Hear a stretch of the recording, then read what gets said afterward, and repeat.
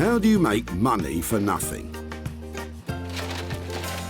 The answer could be hiding in the 20 million tonnes of household waste we throw out every year. Before you throw that away, is there any chance I can have a quick chat to you about it? Sure.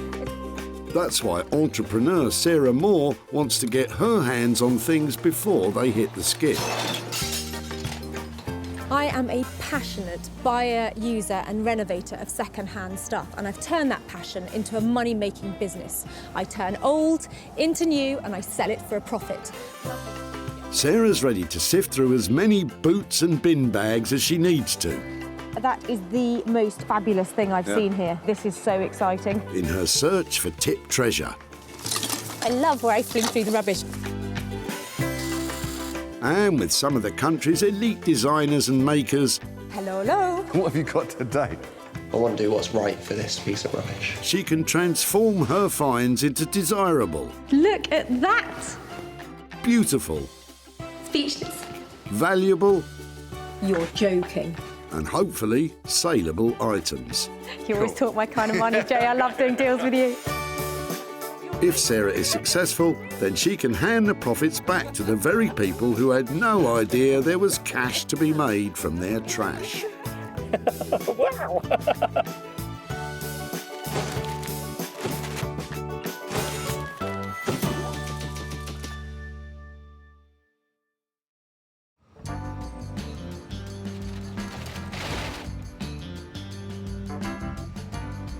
Sarah's travelled to the Bredbury Recycling Centre in Stockport, where they can have over 200 cars through the gates every day. So can you hear them? Can you hear them all calling out to me? They're saying, Sarah, save me, don't put me in the skip, make me into something beautiful. And that's just what I want to do. And in the process, I'm hoping to make lots of money too. Sarah talked very nicely to the kind people who run the dump and has secured special permission to ambush people today. Oh, look, there's a nice big car coming in. Maybe they've got lots of things in their boot. Sarah's on the lookout for 3 items she can breathe new life into and sell for a profit. No need for one of those in your life, then? No. No breaking and entering?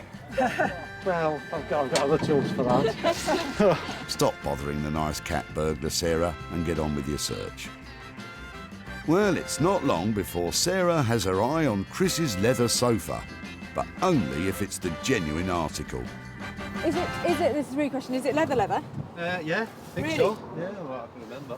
Have you had it long? What's the... It's about 10 years of age, that. Probably 12 now, no, about 12 years of age. I used to have 2 dalmatians, so parts of it's marked. Okay, that doesn't For matter. the dogs wise. We've got a new one, and so this one's just literally been dumped in the cabin. Yeah. You want to rip it? If I can get this leather off here, I can make handbags, maybe bodices. The fact that it's worn actually adds to its appeal. Well, hopefully we'll give it another life. I don't really know what that will be yet, but it's lovely material, particularly this bit, probably the most worn bit. It's so soft. Yeah, it's more bums have been on that one. I beg your pardon. More bums. What a cheek. But will Sarah be able to salvage enough leather that's not too bum-battered? Considering that, you know, the city's about 10, 12 years of age, and it's been well worn by several people's bottoms and several dogs. So yeah, I think she'll struggle to do anything with it, really. I couldn't be more pleased with this footstool and chair. It's covered in the most fantastic leather and like meters of it. So I've got a marvellous maker lined up who's going to transform this into something that you just won't believe. And at the end of the day, I think we're going to make some money out of it as well. Having comfortably bagged her first item, Sarah now has to turn sat on into saleable. And she has just the person in mind to do it. Chinello Bali has been turning heads since reaching the final of the Great British Sewing Bee. Her hand-cut couture pieces have caught the attention of the fashion world, and now she has a long list of celebrity clients. I've always loved fashion. I think it comes from background actually, because my mum is very, very stylish. The women in my family are very stylish. I've always been surrounded by very unique items of clothing. One of the things that encouraged me the most to start making for other people was because when I wore my garments, people would always stop me saying, oh, you know, oh, I really like this. Where did you get it from? And they found out I'd made it myself. And then very early on, I'd get people say, oh, can you make one for me? And I really do look for the beauty in anything. Chinello may look for the beauty in everything, but she may struggle to find it in the load of old leather Sarah's dropping off.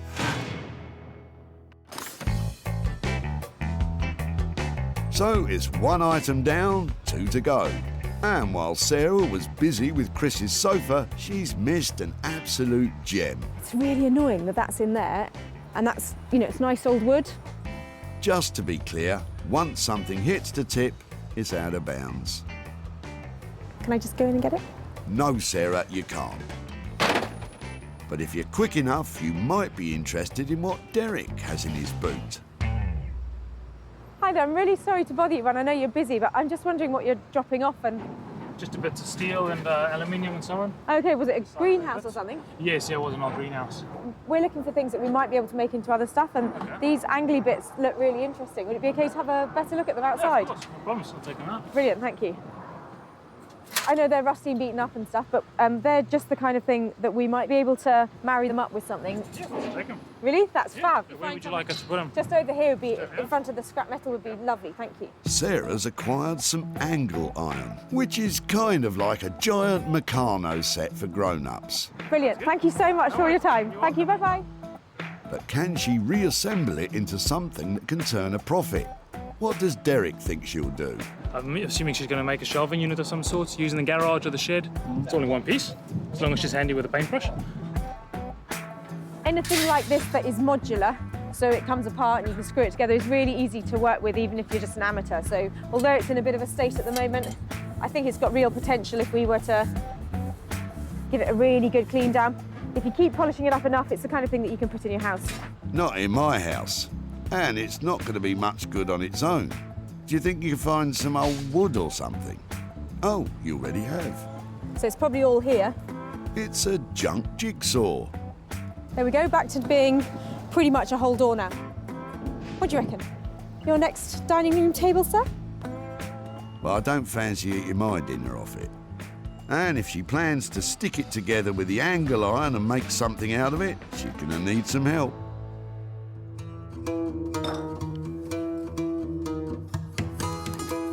Rupert Blanchard is one of the most imaginative bespoke furniture makers, searching the country for undervalued materials to rework into contemporary designs. I work mostly with reclaimed, salvaged and abandoned materials. Basically other people's waste. I find some kind of beauty in it and spend a lot of time and give rubbish a lot of attention to try and bring it back into use. I like giving things a second, a third, a fourth chance. Rupert's been making furniture for over 10 years, and in that time has developed a thing for drawers. Oh, look at that drawer. Look at that. What a beautiful drawer. Rupert's no stranger to unused materials, but that door might be past saving.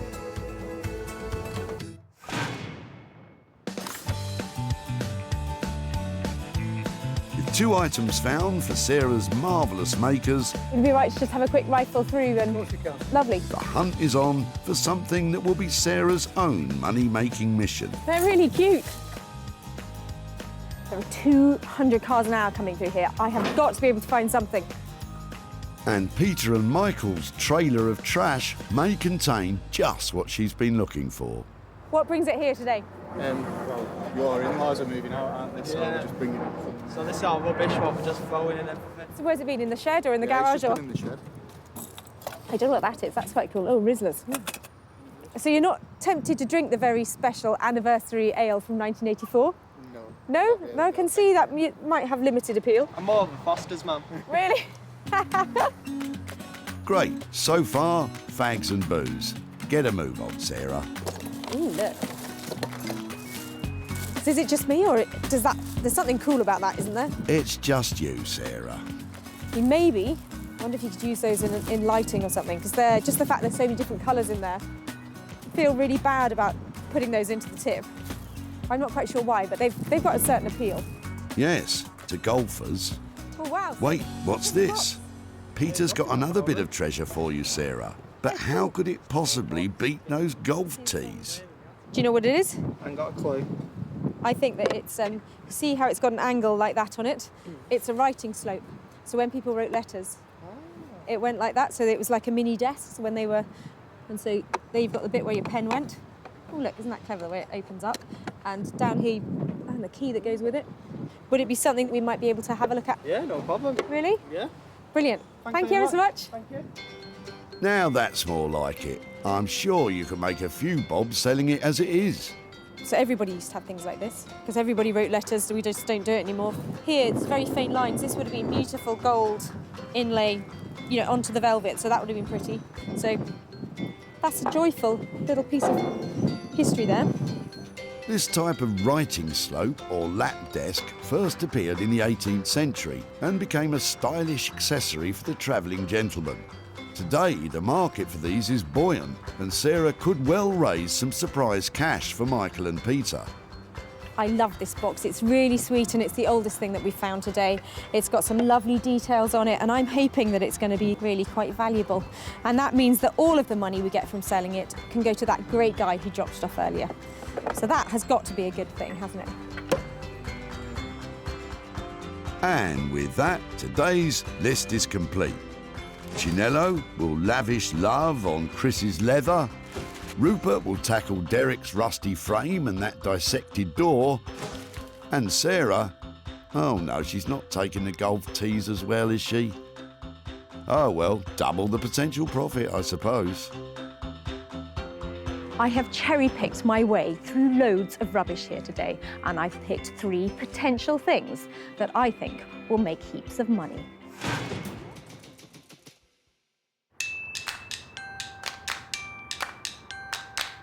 Canning Town, East London. Amongst its old industrial past and its current regeneration lies the home of high fashion. Well, you wouldn't think it from the outside. Designer Chinello Bali will have Sarah at her door any minute with the beaten-down chair. I've a feeling she's not going to be happy when she sees what it's made out of. I love beautiful fabric. Anything that's beautiful, anything that's glamorous looking at, I love. If I was going to say anything's out of my comfort zone, it would probably be leather. It's because you wouldn't usually think of leather and think elegant. Oh dear. Good luck, Chinello. Hello, Chinello. What have you got for me? Okay, these are the cushions off a chair, and I've got a footstool that goes with it. Oh, wow. She's in. I'm going to need to sit down here. So I'm hoping that between this and this, we've actually got heaps of this fabric. There's loads of it, definitely. I actually wondered if it was nicer. I actually really like the inside, Yeah. but I think as well we can use both, because look, that looks lovely against each other. Oh, wow, that's really cool. Yeah. I had a few ideas. Okay. I don't want to hear your ideas this time because I have got no idea.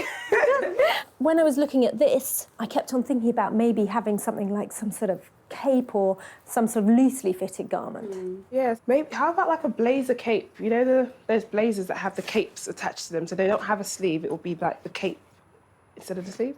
Come on, Sarah. You know, those blazer capes that you see everyone wearing all over the place. What exactly, how does it style, the blazer cape? It's basically a blazer, like yours, but it would have a cape. I think it's Fascinating. fantastic. A blazer cape, how much money does it cost to produce a blazer cape? Stop saying blazer cape. Could be looking about £250 to £300. OK, do you think that would mean we'd make a profit? Definitely, I think so, because this is real leather, you know, and it's a handmade jacket. Should be looking about £400 for it. OK, well, I think that sounds great. I think leaves me a bit of room to surprise the guys who dropped it off. Well, shall I leave it with you? Yes, I'm going to kick you out now so I can get on with work. Okay. Bye. Don't work too hard. Okay, bye. Bye. And so, blazer cape. So this is sort of out of my comfort zone, but I think it'll be good. I think it'll be a challenge, a good challenge, however. Armchair footstool becomes blazer cape. It's not an obvious choice of garment, but only Chinello would think of something like that. Secretly, I hope it fits me. So do I. So it'll be £300 to produce the garment. And all Sarah has to do is find a superhero looking for formal wear, and she's sorted.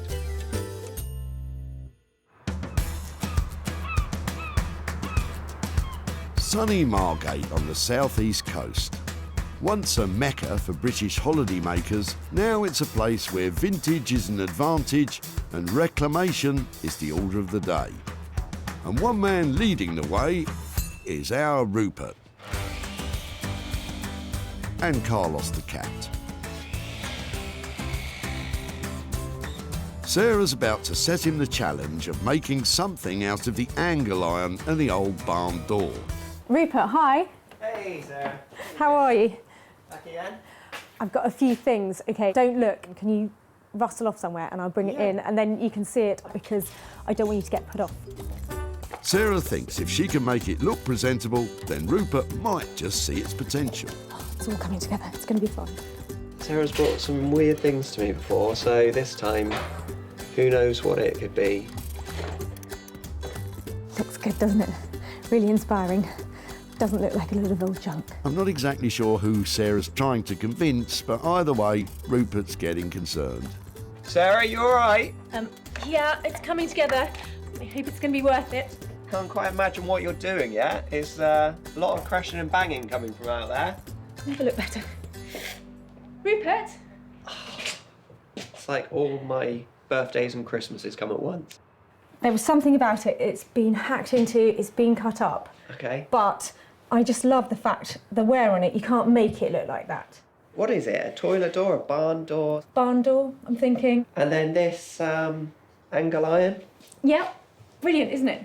I love angle iron, I love it. It's so flexible, adjustable, and it's something that you don't really see now in the home. Everyone used to make their bench in their shed, their shelving in the garage out of this stuff. So, the angle iron's a hit, but the old barn door has some issues. Quite a lot of a lot of dry rot there, so it can be complicated to work with.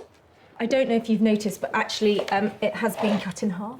So there is, it's not quite as intact. So yeah, that's why I was piecing it together so it wasn't. That's a surprise. Yes. It's a jigsaw puzzle. Yeah, I did have some thoughts that maybe this was kind of cut up into parquet to make amazing tabletop, and these were framing it in some way.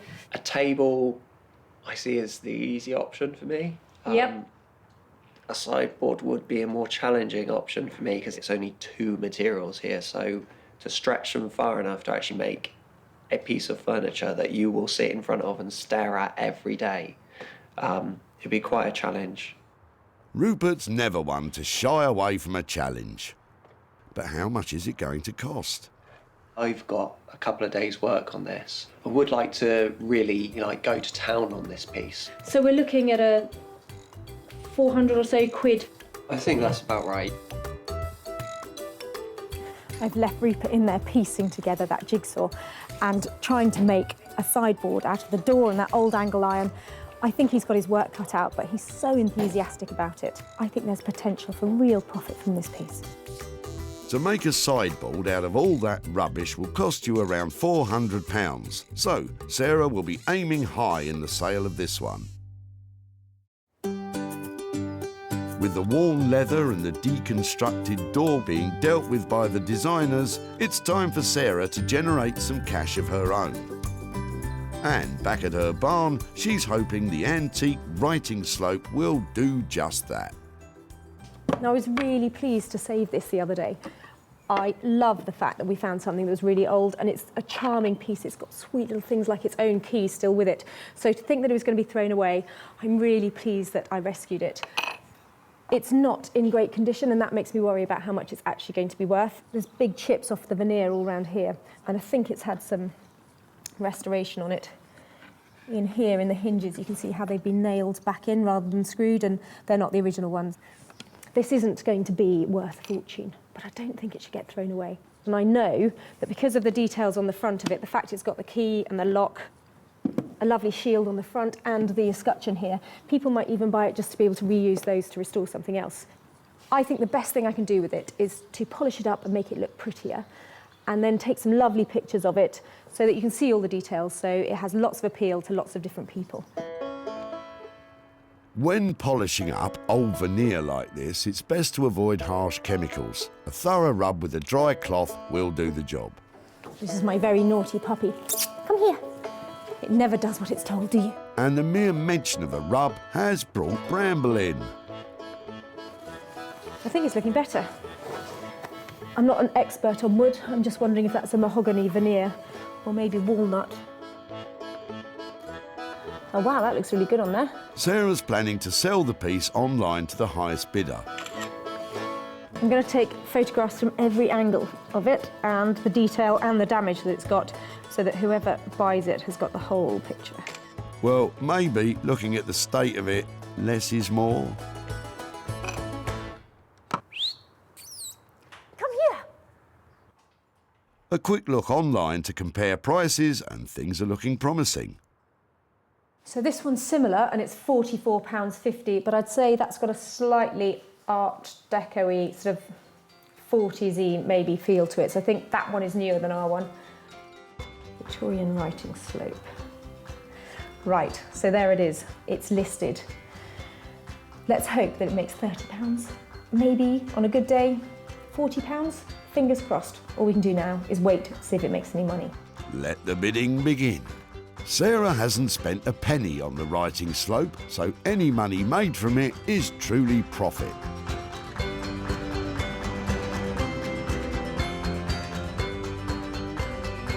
Back in East London, it's blazer cape time. And you know, I'm coming round to the idea. It's a blazer and it's a cape. Come on, I want one. So, Chinello, where do we begin? I decided to dump the blazer cape idea this morning. No. Why? Because I just woke up and I thought, how is this going to work? So I'm going to make a dress out of this. So more of a shift style dress. And also I really wanted to put my own signature on this. So the jacket thing is not really something I do. Dresses, they're more my thing. Oh, OK. I'll have to find my own blazer cape then. But what's your idea for the dress? Okay, so my initial idea is to have this part here at the bottom, and then this would have made up, you know, the top half of the dress. So the dress is mainly in the leather, and then this would have been sleeve, and that would be a neckline there. Chinello's planning on using wax print fabric for the sleeves, a typical material for clothing in Africa. And although this material is dark, they're more commonly vibrant, colourful cotton prints, which historically were used as a non-verbal communication that could indicate status or wealth among African women. I'm just trying to straighten out all the edges, and I was just making my dress a little bit shorter than I want it to be. With the chair and stool completely stripped, Chinello has all the material she has to work with. So now it's just a matter of sewing it all together. Still want to use some of the original seams from the sofa, so I'm going to keep some of those in place, and I'm using contrasting thread that matches with the fabric that I've decided to use for the sleeves. I'm going to use that to create some seam details. Chinello is sewing the panels together using robust and hard-wearing thread. Perfect for heavy leather stitching. Can you see that? But there's a problem. Don't know why it's doing that. I need to work out why it's doing that. The leather panels keep slipping away from each other. It's moving. So I'm not sure whether it's too worn or if there's some kind of waxing on it that's making it slide along each other. See, it jumps down as you try to sew it. Even though I start with the needle inside of it, so it shouldn't do that at all, it still jumps. This could potentially be it for the sofa dress. If it's not going to sew, what am I going to do with it? The more worn sections seem impossible to sew together, and considering most of it is well worn, Chinello might not have enough material to make a wallet, never mind a dress. Because it's not like it's not sewing it, it sews it in bits and then it just gathers it up at the bottom, and it was doing the same thing on that machine, so I moved over here. What are we gonna do now? I'm not sure we'll be able to do this one. Is this the end of the road for Chinello's dress? Let's give her a chance to think.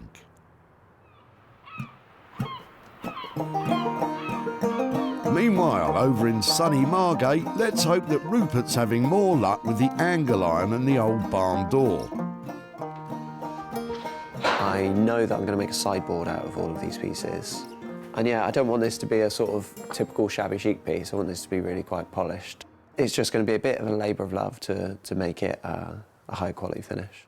Rupert's planning on leaving the chip paint effect on the wood as a feature, which doesn't sound like a quality finish to me. But what do I know?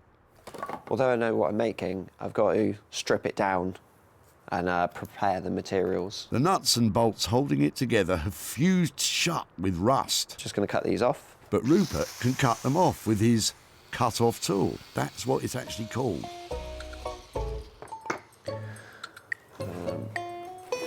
Just use a hammer because these will still be quite hot.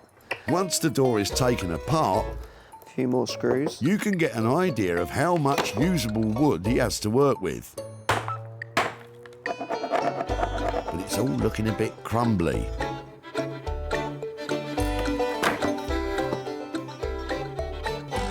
And it's not looking good. This is a good representation of the door overall, in that it is just crumbling. It's got a lot of normal rot and a lot of dry rot. Ideally, any carpenter making a cabinet doesn't start with rotten wood. Now on this table is everything that's really usable. I've got it down from what was a pile of rubbish to an organised pile of rubbish. I suppose that's some progress. There's still a good 60% of this door that we can reuse. With just enough wood to construct a sideboard, Rupert gets to work sawing the usable pieces into planks to match his very intricate blueprint on the floor.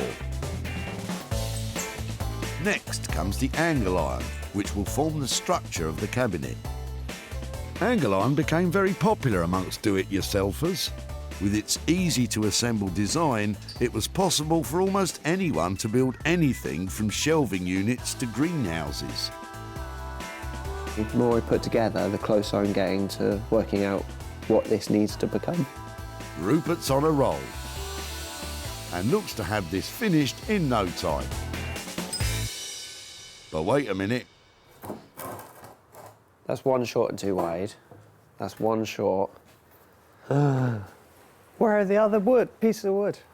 I've miscalculated it.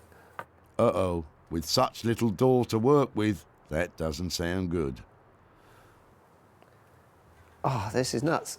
This is a problem with having a warehouse full of rubbish, that I often lose a piece of wood that I just cut. Good luck finding it in there, Rupert. Maybe Sarah will be happy with half a sideboard.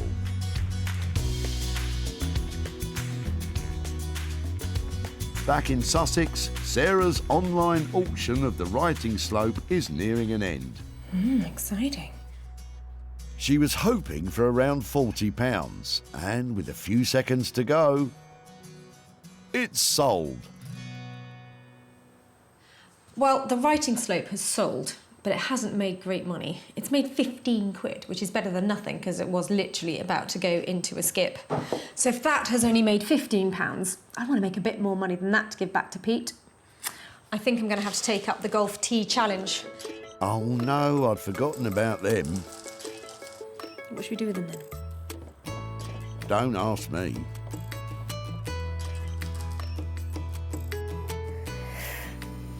Art installation?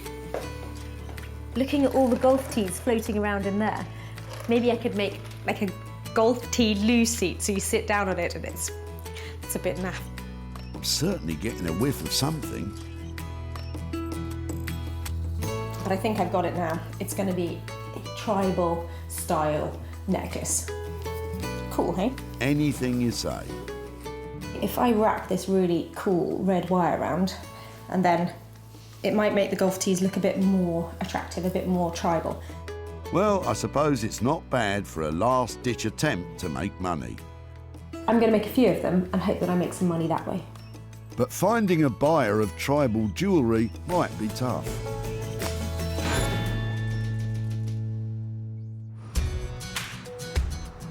Back at the dump, Sarah was rustling through Peter and Michael's box of old bits. So this is our rubbish what we're just throwing in everything. Ooh, look. First came the golf tees, There's something cool about that, isn't there? and then an antique writing slope. Oh, look, isn't that clever the way it opens up? The writing slope underperformed online. It hasn't made great money. It's made 15 quid. So Sarah got to work on the tees and, eventually, produced some multicoloured tribal-esque necklaces. Sarah showcased them at her barn sale and was optimistic the country-living crowd would get behind them. I'm putting them at a tenner each. I've got some more to come out later, and I think they look really cool. But despite being a big talking point of the day, they remained unsold. Sarah contacted Peter, whom the two items had been taken from, to arrange to hand over the £15 from the sale of the writing desk, but alas, without success.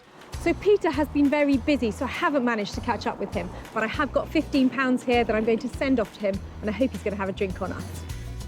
So it's been a disappointing turnout for the boys, but still, 15 quid for what was rubbish is still better than a kick in the golf balls.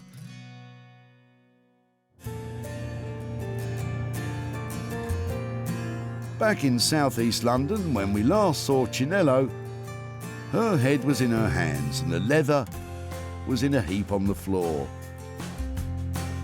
Her sewing machine had met its match, and now Sarah's on her way to see something, I hope. So this is the kind of transformation that really stretches my imagination. I've dropped off a chair and a footstool, and I'm coming to pick up a dress. Well, you're in luck. With the help of a specialist leather sewing foot, don't ask, Chinello has taken the bum-battered sofa and transformed it into an amazing bodice. I'm still a bit disappointed about the blazer cape though. Chinello used a wax print fabric to create the skirt and sleeves, and the beaded detail lines the plunging neckline. Wow, I hope Sarah doesn't want to try it on. Hello. Hello. Ah, that must be it. How are you? I'm fine. How are you? Really well. What were you expecting? I wasn't expecting beading or detail like this. And I was thinking suede because of the back of it. Yeah, I was going to, but all of the back pieces were so different and there was nothing uniform at all. I thought, I don't think that's a problem. It looks amazing, doesn't it? I love the way you've got the darts in here. Yeah, I thought let's carry on with the, you know, the whole leather feel of things, you know, because usually it's, you know, so many panels put together and they just do all the outside stitching sort of decoratively. So I've done that as well. It's got your signature sassiness about it, hasn't it? Because this is quite revealing, isn't it? And this isn't long, is it? Would you like to try it on? No, I can't try it on. What, seriously? Okay. Yeah, if you'd like to. Go on then, I'm happy to give it a go. Yeah? Yeah. Okay, let's Look take away. them on. Sarah, there are kids watching. I think I'll keep this on. Thank goodness. Are you stuck, Sarah? Help her out, Chinello. It actually does look nice on you. Someone please stop her. There you go. Brilliant. That is amazing. Thank you so much. I'll keep in touch and tell you where it goes. All right, thank you. Mwah. Let's know how she goes. I thought that was so cool that Sarah tried the dress on, but I think what she really needs is some high heels and a night out. Yeah.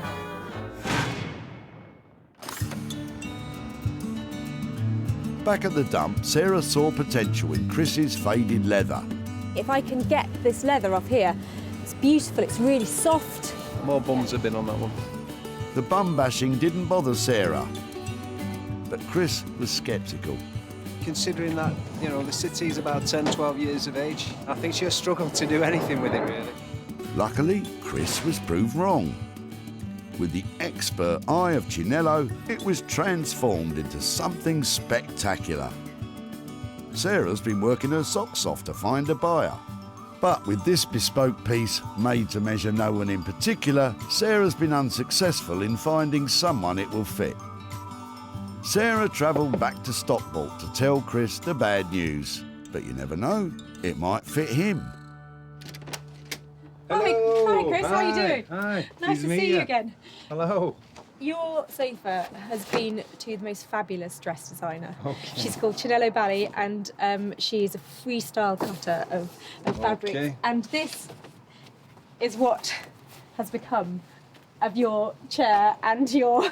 Wow, very, very different. Is it different? Extremely different. It's I do recognise the leather, but that'll be it. So our brief to her was, you know, do what you like. We had a few different ideas about maybe she'd make it into a cape or a blazer or something like that.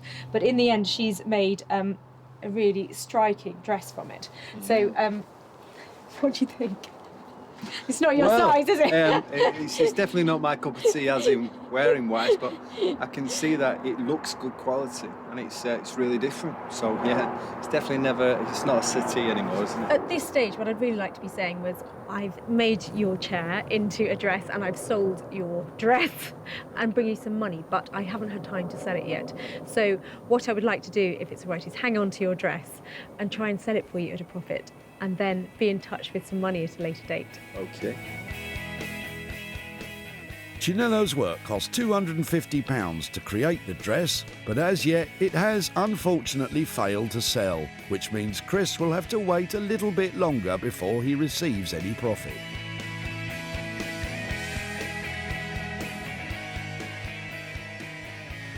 Well, it was great to be able to show Chris the dress that Chinello actually made, but I wish I'd been able to turn up with some money for nothing.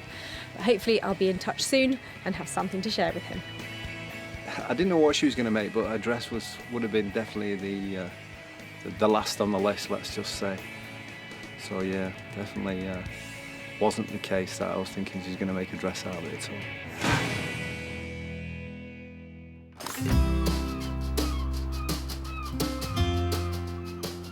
So, with the majority of items remaining unsold so far, Sarah will have high hopes for today's final find, Rupert's sideboard, which he's putting finishing touches to now.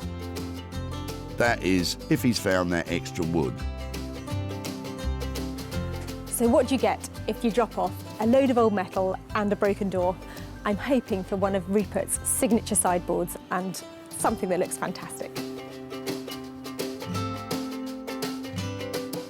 Before, it was a rotten and rusty pile of wood and metal. Now, it's a super sideboard, oozing with charm. Maintaining the flaked paint effect, it is bang on trend amongst folk who like that kind of thing. The body is made up of one cupboard for storage and shelves for feature ornaments or electronic equipment. He even kept the door's original handle. It won't fit in everyone's house, but you have to admit it, it's an astounding achievement from Rupert. Good show, young man. Sarah's gonna love it. Hi, Rupert. Hey, Sarah. Welcome back. Lovely to see you. Is that it? That is it. Wow. What have you been up to? Here it is. It's definitely a fun one. It's been quite a bit of work to turn a pile of rotten painted wood and a bit of old scrap metal into something usable, into a new sideboard and cabinet for your home. I did say I was going to retain some of the paintwork. I've retained nearly all of the paintwork, I'm afraid. That was my favourite bit. I absolutely loved all of that distress and that kind of thing. I think it is charming. It's not too big. It's beautiful. I absolutely love it. I tried not to make it too specific to one room. Hopefully it's a multi-use sort of piece of furniture. Can I have a look inside the cupboard? Yeah, please do. Oh, it's green! Fantastic!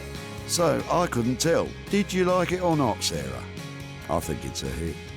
And coming in on budget at £400 means there's room for a bit of money to be made.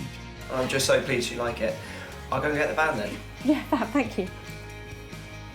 I have to get over £500 for this little beauty.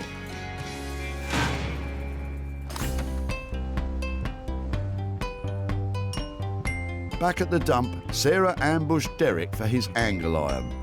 Yes, it was an old greenhouse. Oh, fantastic. Derek had confidence in Sarah's abilities, It's only one piece, as long as she's handy with a paintbrush. but it was missing something to tie it all together. And then she found it 2 minutes later. Your next dining room table, sir? She wasn't far off. Thanks to Rupert, it was transformed into a bespoke sideboard. Sarah's invited one of the country's leading retro furniture dealers to see if he was interested. And it turned out he's a big fan of Rupert's. Well, I love this, and I love his work. With a fish on the hook, Sarah tried to reel him in with some big figures. Probably in order to see profit, I need to sell this for £550. It's tight. That figure was a bit too big. But with a bit of negotiation, I would really like to have it. they came to an agreement. Sarah's back in Stockport to show Derek what was made of his old greenhouse and hand over the cash. Hi there, hi Derek, how are you How's it doing? going? Not bad yourself? Yeah, very Good to see you well. again. Yes, and you, and you. Any ideas what we might have done with your frames? I can't think of anything except the same that was before, a shelving unit of some sort, or maybe an art display unit. Yeah, well, actually, they were turned into a sideboard, and I've got Oh, some wow. pictures to show you. Okay. Hopefully, you can see where your frames are in the. Oh, wow. It was You got rid made. of all the rust and everything as well. Looks brilliant. Do you think? Yeah, it looks really good. Wow. They I never were. thought it would amount to anything except scrap metal. So you approve of what we did with it? Yes, no, it looks really good. You managed to find a good home for it? Yeah, a good home, and actually managed to sell it at a profit. Oh, wow. So I'm here tonight to give you £100 profit from your frames. Oh, wow, okay. To spend on whatever wow, you'd like. Thanks very much. Okay, perfect. Oh, I wasn't expecting that. Any ideas what you might do with £100? Well, I wasn't expecting this. I didn't think any money back of it, so I thought I'll donate it to charity. Oh, Got really? a local animal shelter charity around the corner that's always in need of something, so... That sounds like a great idea, and somebody has gone on to have a lovely piece of furniture made out of the materials you dropped off. So Brilliant. I think sounds like it was all good. Gets a bit of good use out of it. Yeah. Great. Lovely. Well, really nice to catch up with No, you, thanks and very much. absolute pleasure. And Yeah. lovely use of money. That's Oh, great. brilliant. Thanks very Okay, much. take care. Okay, Thank you very cheers, much. bye. Bye-bye. So Rupert charged £400 to transform the pile of old metal and pieces of door into a sideboard. But the sale of £500 made a profit for Derek of £100. I wasn't expecting anything in the slightest. Half of what you maybe made, or if anything at all. But no, it's come out looking really good. I love the fact that Derek has chosen an animal charity to give the money to. We've got a little fan down here. I'm going to go home and tell Bramble that there's £100 going to a really good cause. Sarah salvaged 3 unwanted items from the Bredbury Recycling Centre. Chris's old leather sofa turned into a beautiful bodice dress. Derek's ancient angle iron transformed into a super sideboard. And the writing slope and golf tees have been given a new lease of life. So 2 out of 3 items sold for a profit, and a lot of fun had along the way. Next time, we could be making something from an item you no longer love. See you at the tip.